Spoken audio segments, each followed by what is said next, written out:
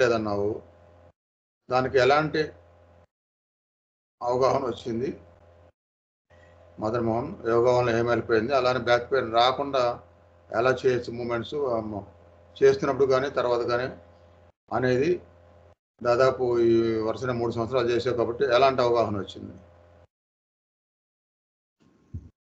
మొట్టమొదట మనకి మన బాడీకి ఎప్పుడు మూమెంట్స్ అనేది ఉండాలి అర్థమైంది. ఎందుకంటే కంటిన్యూస్ గా ఒకే పోస్చర్ లో ఉన్నప్పుడు కొన్ని పట్టేస్తాయి కదా, మజిల్స్ పట్టేస్తాయి, క్రాంప్స్ లా వస్తాయి.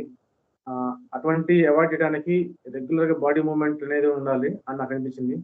యోగా స్టార్ట్ చేసిన తర్వాత ఇనిషియల్ గా అప్పుడప్పుడు కొన్ని మూమెంట్స్ వల్ల బ్యాక్ పట్టేయటము లేకపోతే షోల్డర్స్ పట్టేయటము జరిగేది. బట్ మైండ్ఫుల్ గా మనం చేసే